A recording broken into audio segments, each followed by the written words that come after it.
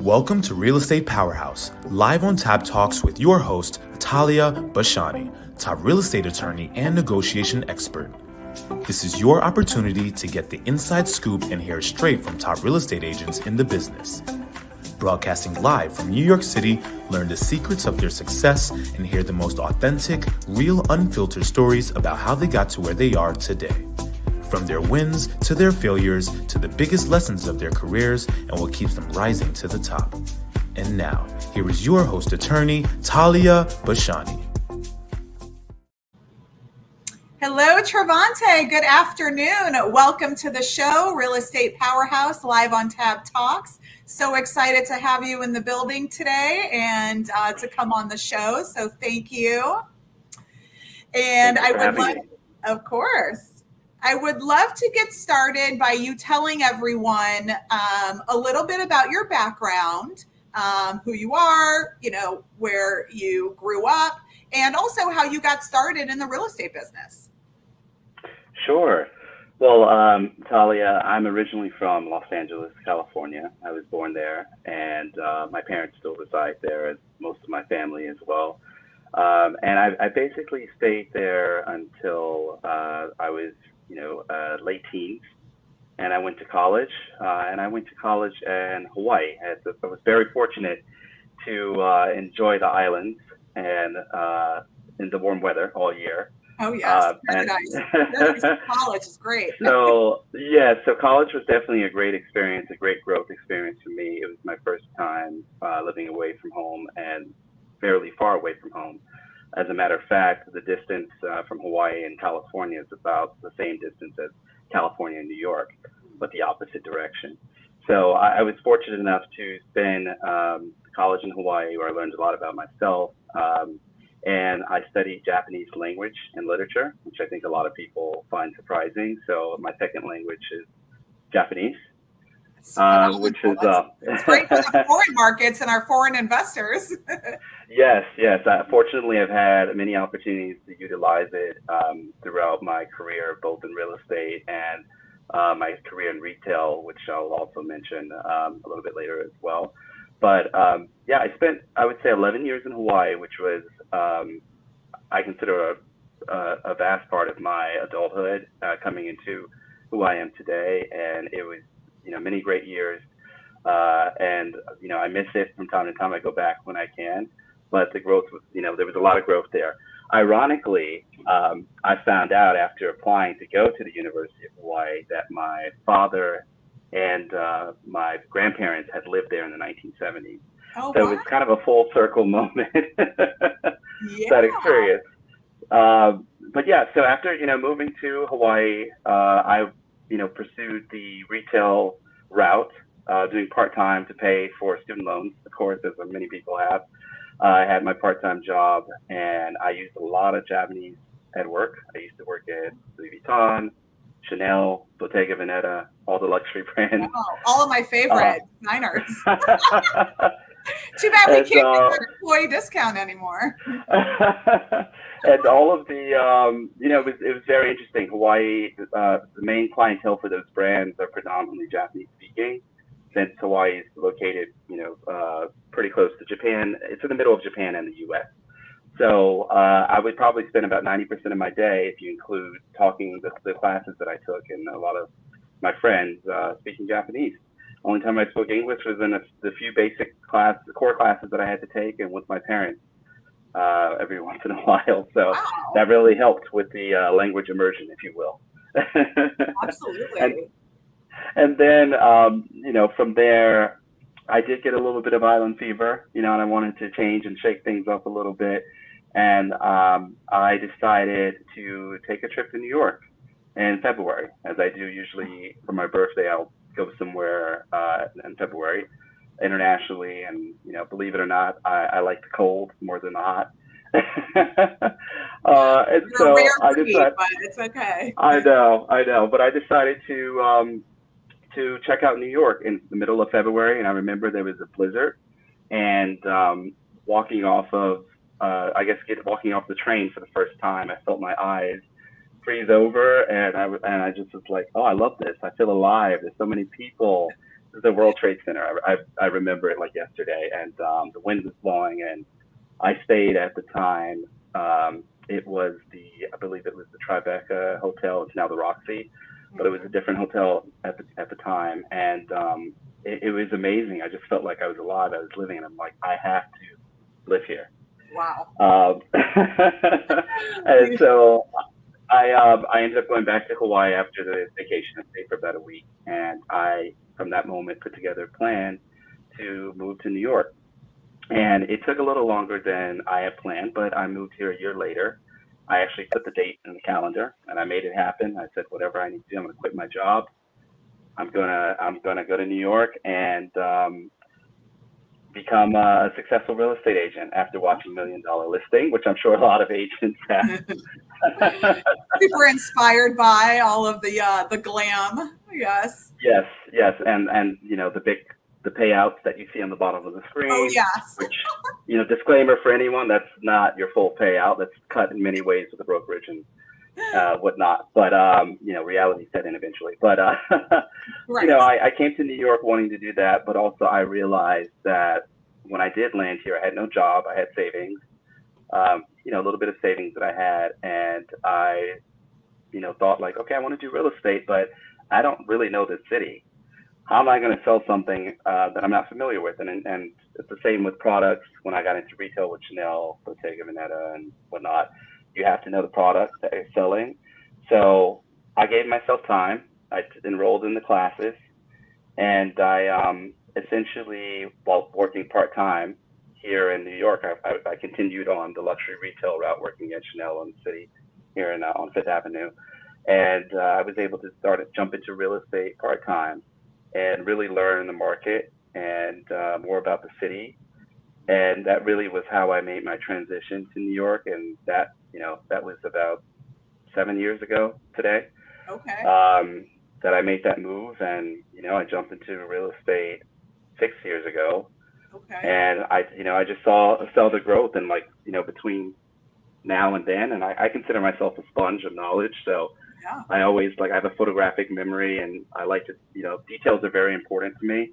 Okay. And that's essentially, about me and how I made my way here to New York City. Phenomenal. Well, look, that takes a lot of guts, and that's very brave, you know, to just uproot yourself, especially from an environment that, you know, you were really comfortable and familiar with, and then just to come to the concrete jungle and throw yourself into the fire. You know, that's a really big deal. And the fact that you're still in real estate, you know, 6 years later, really shows, you know, that you've like pounded the pavement, you've built up your business, you know, and your success over the years, and you're still, you know, rising to the top. So I commend you on that.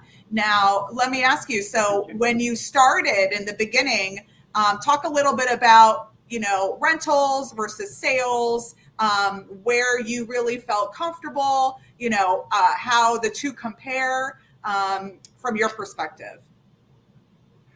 Yeah, so, you know, starting out, just like any other agent does, well, most agents do, you're going to start out with rentals. But let's take it a step back even further. When you're in the real estate school, you have a lot of recruiters, if you will, coming to you.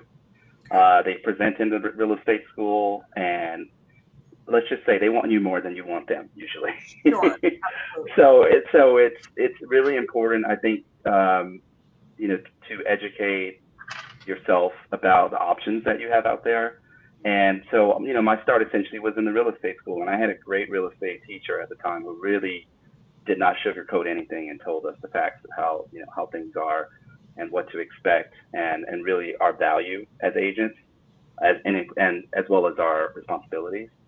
So, you know, like starting out, I started out at a smaller firm. It was a franchise, which was built upon the idea of bringing additional agents in, and you receive,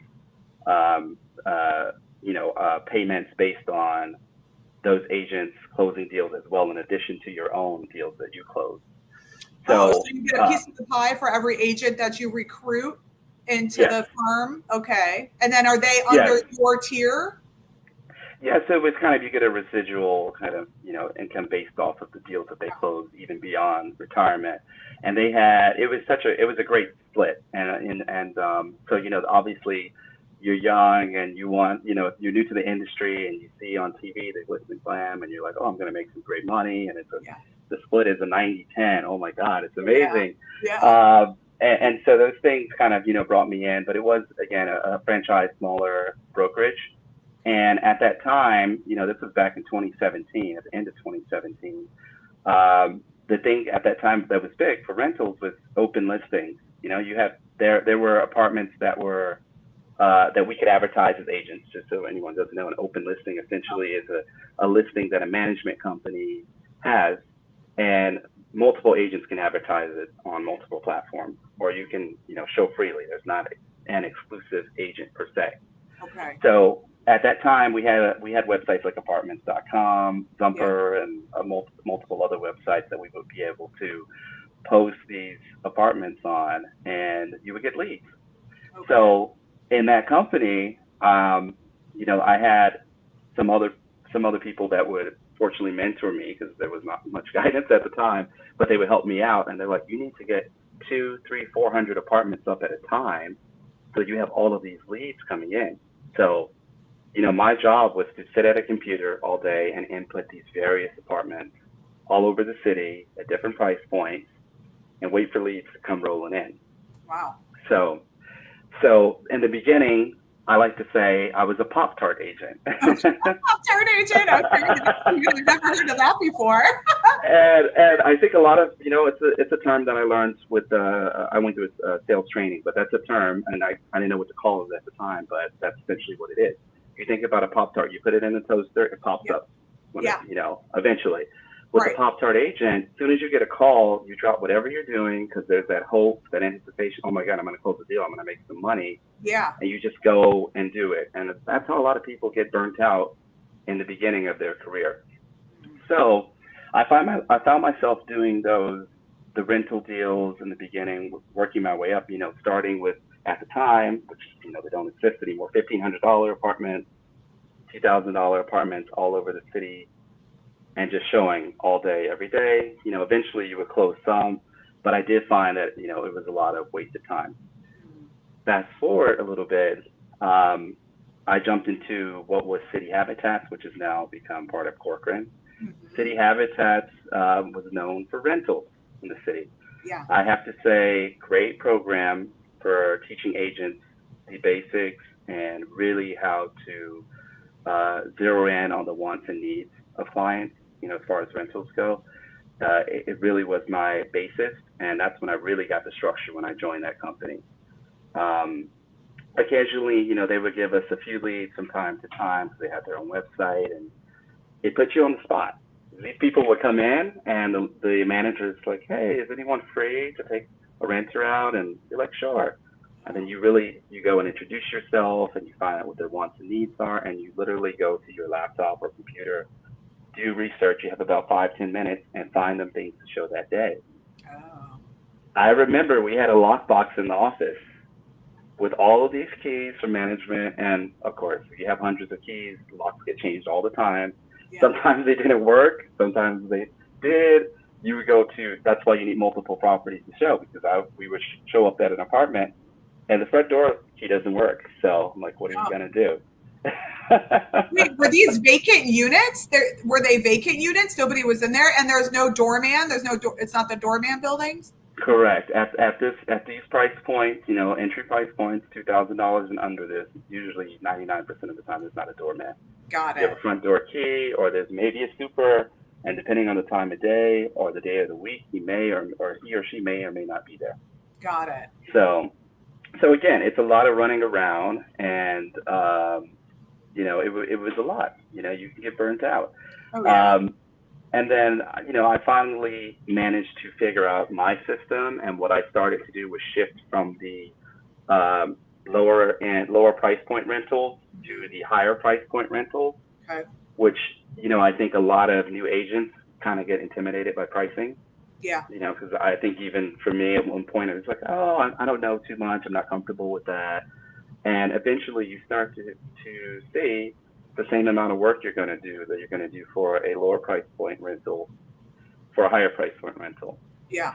You know, people at the end of the day still need a place to live. Their budget is just a little bit different, you know. Right. Also, the people who are, you know, with the higher price point rentals, they tend to be a little bit more loyal for the most part, I would say, because there's not as much competition for the higher price point. So, you know, they're not going with this person, that person, you know, and it's a little bit different in that sense. But I finally made that transition, and you know, I started to not run around as much. You know, because I have clients who were a little bit more loyal, and also not as much competition as you do in the entry price point, because everybody is looking for those lower price point apartments. You know, some people are applying sight unseen, etc. Right. And it was after that I had the opportunity. I was approached by Compass to join, which I'm with currently. I've been with Compass now going on, 4 years next month. Okay. I was approached by a team at Compass, and I joined, and I saw this as my opportunity to jump into the sales, world of sales, you know, which I've always wanted, and I think most agents do, you know, because obviously the payouts tend to be better, and you don't get paid as quickly or as often, but you know, the paychecks are better, and also it's a very different way that you go about doing things. I think things are a little bit at a slower pace because people obviously are spending more money, and there's more trust involved, because with a lease you're only in that apartment for so long, but with a home, you know, some people are in there for life. Yeah, exactly. I mean, it's somebody's forever home, you know, not just temporary brick and mortar.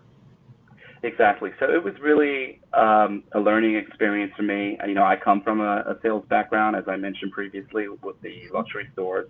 So I feel like I've had a knack for really listening to people and hearing their wants, and I really wanted to test that with jumping into sales.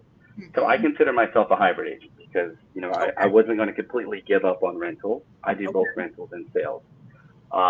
Wherever, you know, a client needs a home or wherever there's business, I'm going to help them. If I can't help them myself, I'll refer them or connect them to someone that can. I'm not going to leave anyone hanging. That's the most important thing, you know, because at the end of the day, our job as real estate agents is finding someone their perfect home, no matter what the price point is or location. So that's very important to me. You know, I want to be very, you know, ethical and fair to everyone and not discount anyone because their budget is too low or anything like that. Our job is to help everyone, and I think that's really important to remember that, because I know that some people, after a while, they kind of, I guess, get jaded, and you know, you got to stay humble and always continue to learn in this industry. And my mentor, you know, Victoria Steiner, I'm on her team. She continues to do coaching. We all do coaching. A great leader or a successful agent is always learning. You know, and that's very important. You will never know enough. Things always change. Laws are always changing. New buildings are being built. So you have to continue to educate yourself. And you have to have a goal. And this industry is not just about the money, because if you want the money, you know, that's great. But, you know, look at the market we're in now. You know, this is not a transactional business. It's a relationship business at the end of the day. Yeah. Well, I think that really rings true. And I love, you know, what you said about, it's not about me, it's about the client. So the fact that you know, maintain your integrity and that you don't become a cherry picker, meaning I'm only going to work with the clients that are going to yield me, you know, 7 figures, and I'm not going to deal with, you know, low budget clientele, really is a testament to how you operate both as a person and as a professional. So I think any client that really has, you know, the benefit of working with you is going to get that full service no matter what, you know, no matter what they're looking for. And like you said, you know, whatever you put out is going to come back to you. So if you do right by somebody, those clients are going to refer you to other friends. And then, you know what, it could be a $15 million condo deal, you know, and in working with you over the years, Travonte, you've really done an amazing job of scaling your business and really navigating the luxury, you know, market. in real estate. So I'd love to hear what skills or what strategies that you really use in order to navigate that luxury real estate market. Sure. Yeah. What's important, and, again, this goes back to anyone in sales. I think they know this. The most important thing is listening skills. You need to listen and actually listen to what the customer is actually saying, and beyond the words, because a lot of times they say something and they don't necessarily want that. So you need to ask the right questions and also be listening to them constantly. You pick up on cues, and this is something that's learned, again, through sales. And if you don't have the sales background, you're going to learn it as you go through the years in real estate, your first few years. You start to catch on to cues of what people like, what they don't like. And you put that all together. Our job is essentially to find them their perfect match. So listening skills are very important. The next thing is patience. Oh, yes, it's crucial. good one. Yes, patience is the same.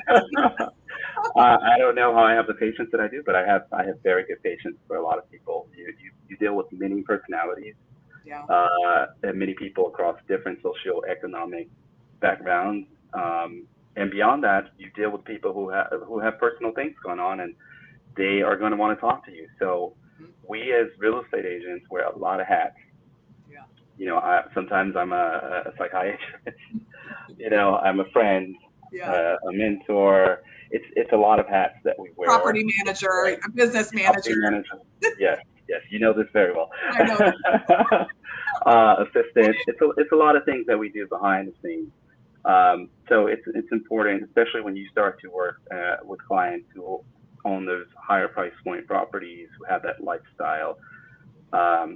It comes with a whole bag of requirements and different expectations, but at the end of the day, people want to be heard. They want to have conversations, and they want you to talk to them like people. They really appreciate honesty. That's key as well. Yes. Honesty goes a long way. As I mentioned, this is a relationship business, not a transaction business. You can you can sell something $100 million to a lead that comes to you. I'm just throwing a random number, but $100 million. But if you didn't build a relationship with them after that or during that part, that's one transaction where you could have so many more opportunities, not just from them, but maybe friends, family, etc., based on the relationship that you have with that person. So, creating relationships, friendships. One thing with me, I found, and I give this advice to many people now. I used to, I think in luxury sales, a lot of corporate America, they want you to kind of keep your relationships with your client professional in the sense of keeping it separate from your personal life. Okay. But I find I have more success with blending the two. My clients, a lot of them have become my friends, and they share very personal things with me. I give them suggestions, advice on things, and it creates that trust and that bond. So I know they're going to come to me with any type of business, real estate business, because they know I can get the job done. But also, more importantly, I'm in their network, and I'm a person that they trust. Right. Yeah. And you've built that rapport. You've built that relationship. And that goes because that means you now have a client and a friend for a lifetime. So correct. No matter what they sell or buy or, where they move, they're always going to come to you because of that rapport and that relationship that you established, but you invested in that relationship, so that correct. Doesn't happen, overnight. It's something that it sounds like you really invest in and you take time to build with, your clients so that they do become friends and, long-term, clients and friends of yours. Yeah, and I'll say this also. I do these things without expectation of getting business. Okay. When you just do it just because, it will come. I'm not expecting them to give me anything, but the most important thing is you bring value to people. Yeah. So if I know this person who has this business, and then my client /friend has this business, and they would be great together, and they can do something, together, I'm not necessarily going to get anything out of it, but I'm bringing value, and people, especially in those positions, they pay attention to that because there's a lot of people around them that are just there to take. But if you're able to bring value, it will pay off in the end, definitely. Yeah, it's the selflessness, like you said, you do it without expecting any reward or anything to come about it. And that just, that goes to show how much of a genuine, person you are. Because you're right, when you are selfless and you do everything out of the goodness of your heart and because you want to, then it comes back around, 10 times.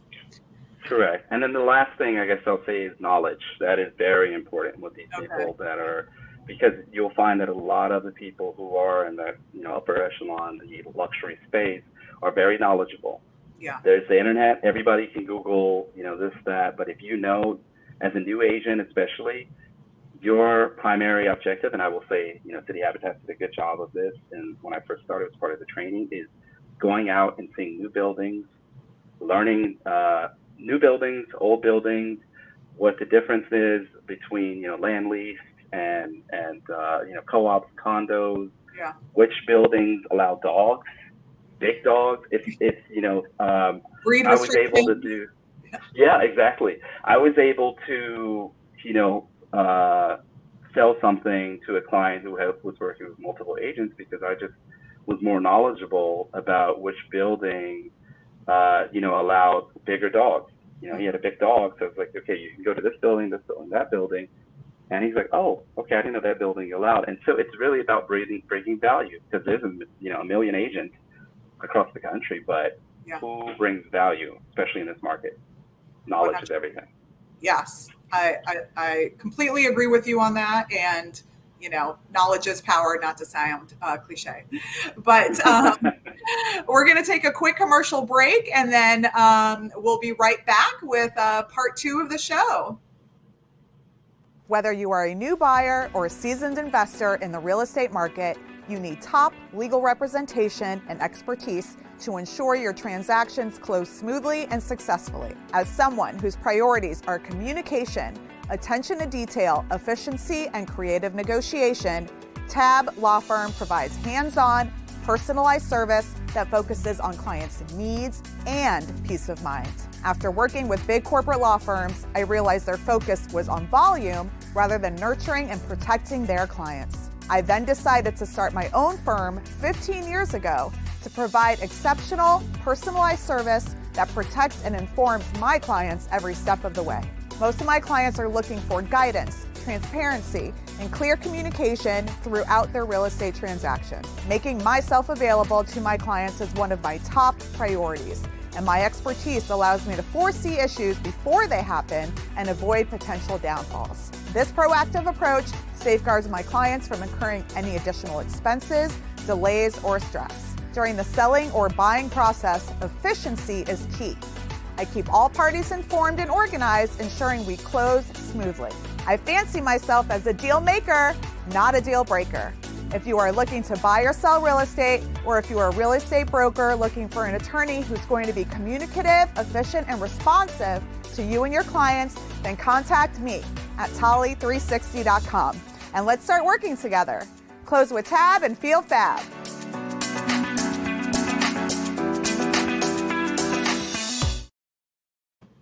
All right, welcome back for part 2 of the show. We have Travonte Taylor from Compass with us today. Thank you again so much for sharing all of your expertise and knowledge with us. So I want to ask you, Travonte, because I know you transitioned from rental to sales and now you're with a team. So what do you think are, the biggest pros and cons, of working for a team or with a team as opposed to being a solo agent? Sure. I think I'm definitely qualified to answer this because I've been on both sides. I'll start it with, I started out as a solo agent originally. And what I would do differently is I definitely would have sought out a team or a mentor in the beginning. I would have probably saved myself 3 years of time. Those 3 years could have been consolidated into probably 1 year. Or shorter, as far as the knowledge. I basically went the route of trial and error by starting out as a solo agent. And also I'll say at a solo agent at a firm that did not necessarily have a training program in place. Mm-hmm. So yeah, that would have saved me a lot of time and a lot of money. Sure. But fast forward, I'll say the pros of the team. So with me personally, I've seen tremendous growth. I've probably 10x, my business. That's cliche at that time. 10x my business over the period of I've been with my current team for 3 years, going on 4 years now, and I've seen a tremendous amount of growth. And that's because, number one, you see other people's success, you celebrate it, and people share their knowledge with you. I think it's also a misunderstanding in the industry that agents need to keep secrets to themselves. There's a lot of that goes around with some companies and some agents. I don't want to share my secrets for you because you might take my business, my clients. There's more than enough business for everyone in this industry. And with the team, I think you start to see that because you're a team player, you're contributing. I get to see their listings, they see mine, we help out with each other's listings. The most important thing, I get to have a life outside of this career of mine. Yeah. I can go on a trip, a vacation, and my team member picks up where I left off. I don't have to worry about it. When you're an independent agent and you want to take a vacation, you still have clients that are calling you, where are you? And then you tell them you're on vacation. What about my property? Are you going to sell it? Right. So it really, I think the pro, it allows you to juggle, things in your life as well. And also, it's just, we throw ideas around to each other. There's things that everybody thinks differently. There's things that I didn't think about, and a colleague of mine will come up with, and I'm like, oh yeah, I didn't think of that.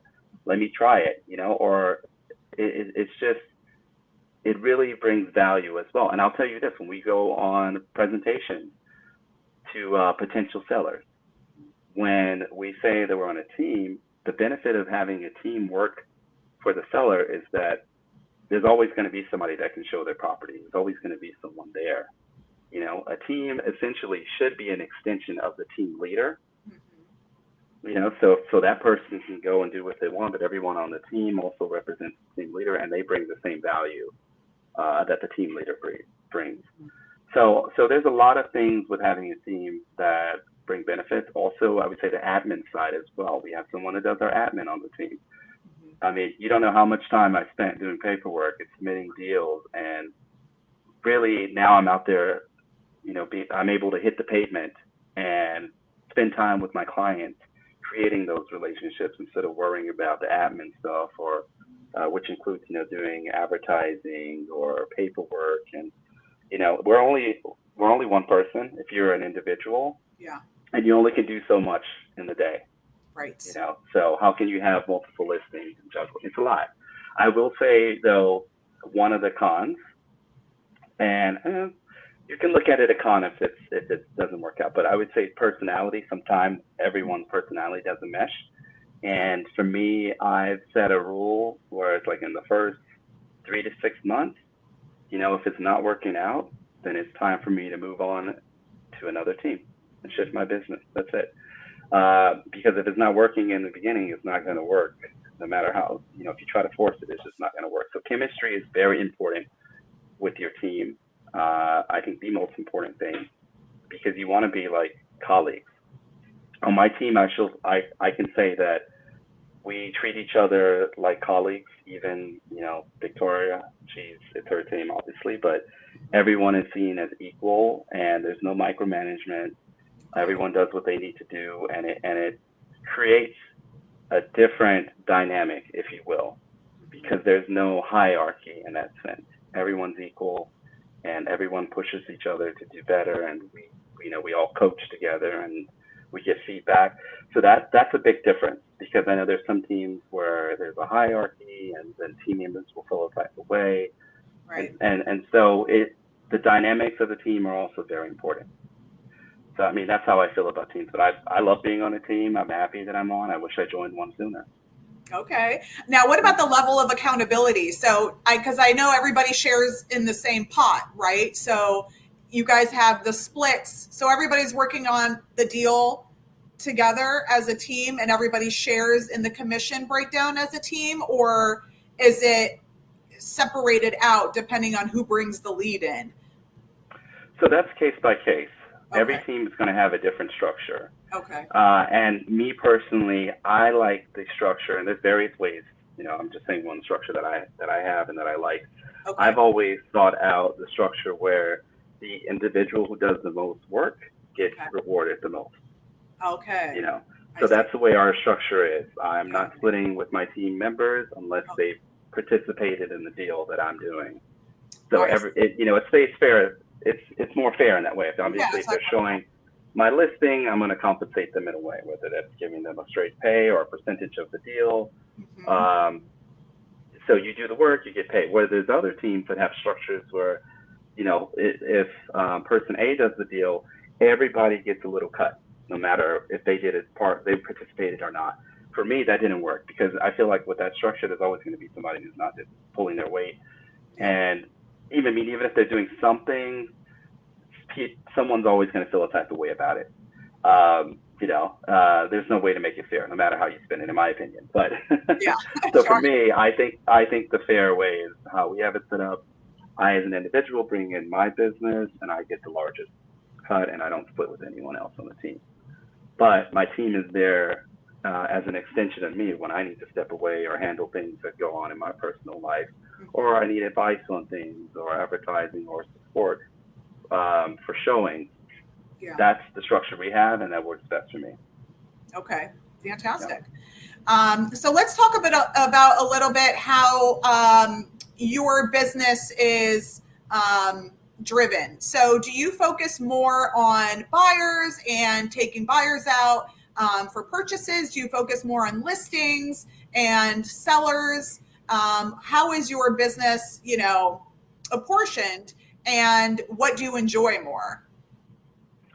Great question. So I, as I said, I started out as a rental agent, and then I eventually became a buyer's agent.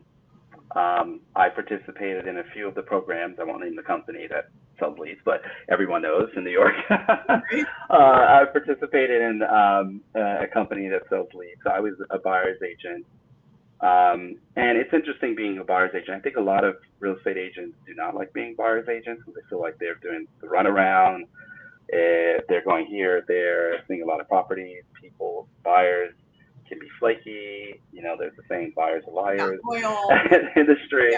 But I enjoyed being the buyer's agent, and I still do. I like taking people out to see different things because it allows me to preview properties as well and learn what's out there while I'm with the buyer.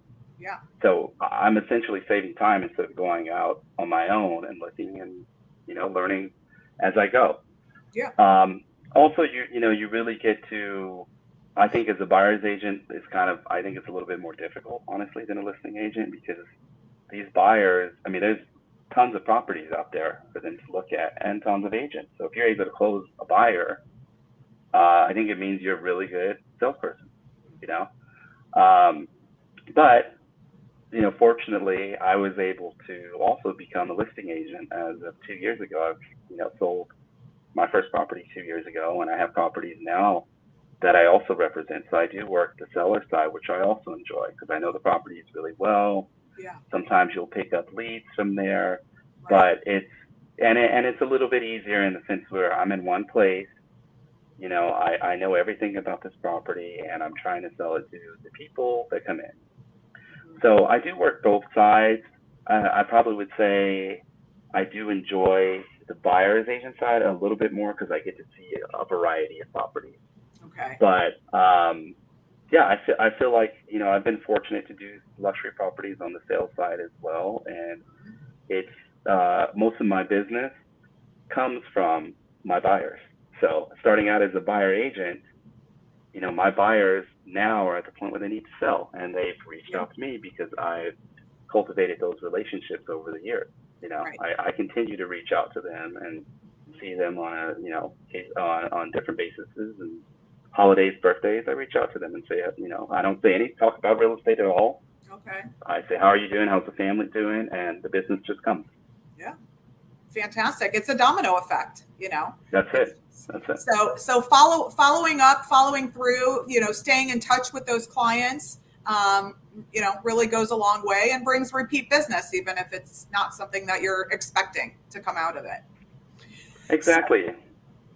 So the $1 million question right now, which, everybody obviously wants to know, is it the right time to buy? What would you say? And how has the market, responded in your experience? I get this question every day, all day, and I love it. I never get tired of it because this is what I love what I do. But I will say it's never not the right time to buy. It's always the right time to buy. Okay. But it really depends on a lot of factors, I think, and it's an individual thing that you have to figure out what works for you as an individual. I would say, so, for example, someone in New York City, our rents are at historic highs. We have probably a median price, I would say, of $5,250 a month, I believe it is right now, average in the city. That's very expensive. Yes. You have a lot of people whose mortgages are way lower than that across, of course, other states and other places. My parents in LA, when I tell them my rent is, they're always like, "Oh my God, it's so a mortgage crazy on our $2 million house." Exactly. And so, but it's always the right time to buy. And I think people have to stop looking at the short term and look at a long term goal. Real estate is not a short term investment, no matter how you look at it. So if you look at what you're spending on rent per year and you multiply that out, how much are you really spending? And at the end of the day, you're paying someone else's mortgage. Right. So I understand rates are high right now, and a lot of people are, oh my God, I'm going to wait for rates to go down. When rates go down, prices go up. So you're always going to pay a premium somewhere. At least now, when you have the lower prices, you can buy it, and yes, the rate may be a little high, but you can always refinance in the future when rates drop. So, and I think the $1 million question is, how long are you going to be in the city or New York City? Let's keep it specific. How long are you planning to stay in New York City? Are you going to be here for 5 years or more? Then I think you probably should think about buying. So what's 5 years of rent that you're paying, And when you look at that big number, and it is a big number, and also essentially, the average person stays in their home for 5 years. So I think a product that, and I'm not a loan specialist, but something that I think a lot of people need to be educated on is that there's just, the only type of loan is not a 30-year fixed mortgage. There's so many products out there. Right. And with people just staying in a home for an average of 5 years, why not look at a 5 or 7 year ARM, which has adjustable rates after those periods. Right. And I would suggest you talk to your mortgage lender about that. But those are some great products right now in this market. And to touch on the issue of markets slowing down, because I also get asked this a lot, like, oh, is New York, the price is going to drop, it's going to collapse. New York was a market that was not as heavily affected. Right. After COVID, like other markets you saw, like in Florida, prices jump up substantially, and Salt Lake City and Washington State, all of these places had a substantial jump in prices, and now you see the big dip in these places, including Florida, but big dip in these places, and New York continued to stay flat. So New York is doing just fine. We're a market that will continue to stay resilient, and New York is a place that people want to be. It's unique, and it's always going to have demand. So why not buy now? Where prices are now. You can look back 20 years, and you can see what prices were then and versus prices now. The prices are only going to go up. Right. So I would say now is the time to buy if you can afford it. The 10% down is not as accessible. Those type of deals nowadays is more of a 20% down, I would say, in this market. But if you're able to afford it and have that down payment, I would say buy right now. Now's the time to buy. And like everybody says, you marry the property, you date the rate. The interest rate is always going to be up and down. Every day the rate changes. But if this is your dream home and you love this property so much, then you're marrying the property. This is going to be your, sanctuary. So that, I think, really speaks volumes. And that is what's going to, drive really a buyer to, make an offer, is because, look, like you said, in 2 years, 4 years, 5 years from now, refinance, but at least you're still getting the property that you love, Correct. And then if I also may add, there are new developments out there that are offering amazing deals, concessions. I think I saw today, one of the new developments is offering 6 months of common charges. Oh. So think about the savings that you have there, Yeah. On top of some of these these buildings have tax abatements. If you don't know what a tax abatement is, you pay a subsidized tax over X amount of years, so it's substantially lower. So there are a lot of great opportunities to invest and still save, even in this market right now. Actually, it's probably the best market to buy something right now if you're, to take advantage of pricing and those incentives. Yeah. Because what landlord is giving you 6 months of free rent? Not many. Please tell me. I'll take the apartment today. Exactly. not so likely. Yes, exactly. Yeah, exactly. So what would you say was the biggest lesson of your career and the biggest game changer that, you would essentially, like, to any other realtors out there, had I known this, my first year in real estate, I would have, taken a different path. So what was the biggest lesson of your career? I would say it's as cliche as the saying is, your network is your net worth. Oh, yeah. Mm-hmm. Okay. And to take it a step further, your CRM that you have, we have access, and every real estate company essentially has a CRM. And I think what a lot of people, and me, myself included, in the beginning did not realize is you're going after, everybody wants to sell the $1 million houses, do these big deals, and you're trying to get these clients, people that you do not know. You want to help this athlete, the celebrity, the CEO of this company and that company. You have a network that is already worth a lot, that you have connections with. Your friends, your family, your ex-coworkers, if you have kids, your kids, other students, parents at the school, teachers, all of these people that if they're not able to buy, or they don't want to buy or sell something or rent something themselves, they know people that do as well. So I think instead of looking for business elsewhere, you have a book of business already in front of you. And it's really about staying in touch with those people, culminating those relationships, and letting them know what you do. I will say for me, I didn't do that in the beginning. And the hardest thing was, how do I have my previous Chanel clients now know that I do real estate and trust me at the same time? Right. So first step is just letting people know, I do this now and I take it very seriously. I'm going to deliver the same amount of service that I gave you here, and I'll do it here now. If you can give me an opportunity, I would appreciate it. Or if you know anyone who's looking for anything. If you don't ask for it, the answer is always no. That's another cliche saying, but my mom would say it all the time. Yes. So that I would say was my biggest lesson is your network is your net worth. Yeah. And don't look for business anywhere else. Look through your CRM. Look through your phone. I try to call for the most part 4 people a day. Just look at random, just open your phone book in your phone, scroll through and just pick random names and just say, hey, how are you doing? I was thinking about you. That's it. We haven't talked in a long time. They are going to bring up the question to you, oh, what have you been up to? How's work? And then you say, actually, I just started in real estate and I'm trying to build my business. And you'll be surprised. I did this really quickly. I'll say I did what's called ninja selling, and I recommend it for any new agent out there or anyone in sales. It's called ninja selling. Okay. And during this training course that we did, it was a 4-day intensive training course.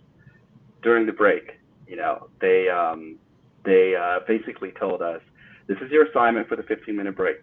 Go through your phone, pick just pick a random name and give them a call and use the FORD questioning, FORD, which is like family, occupation, recreation, and dream. Those what the terms mean. Don't talk about real estate. Just keep the subject base to that. When I tell you, everybody's nervous. There's always fear that's holding you back. But I called.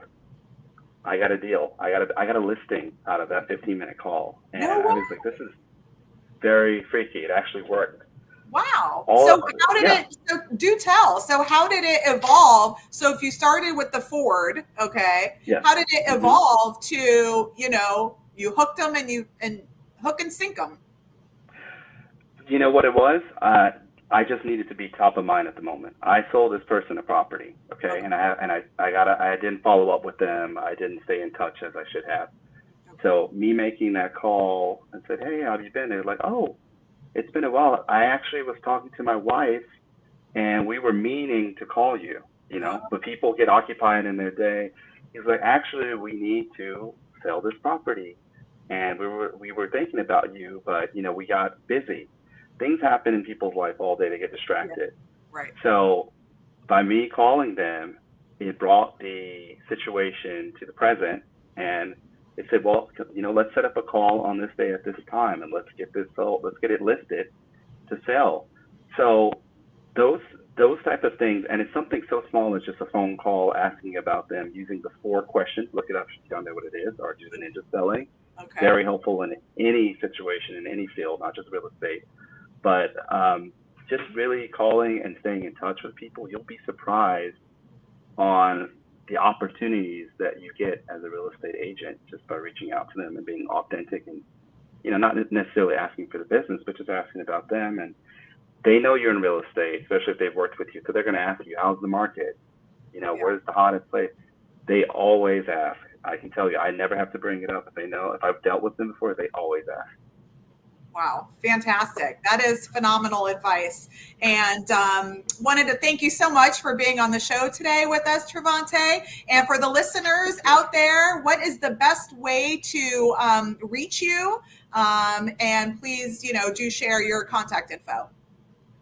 Yeah. So there's a few ways I can be reached. I'm on Instagram, pretty active. It is I am Travonte. Letter I-A-M, Travonte. That's my main page. I respond fairly quickly. Also, my phone number is 808-222-0372. Yes, it's still a Hawaii number. I never changed it. It's easy to remember. And then also you can just Google my name, Travonte Taylor. And I'm pretty easy to find on Google, Compass, and Instagram. Wonderful. Well, thank you so much. It's been a pleasure having you. And thanks for the wealth of knowledge and wisdom and advice for all of our listeners out there. And we'll see you soon. Thank you so much. You've been tuning into Real Estate Powerhouse live on Tab Talks with your host, attorney Talia Bashani. For more information, please visit Tali360.com. You can watch this show streaming live on StreamYard and available across all social media outlets, including Apple Podcasts, Spotify, Instagram, Facebook Live, and more. Stay tuned for next week's episode. Thank you for your positive feedback, comments, and questions, and please share this show with your network.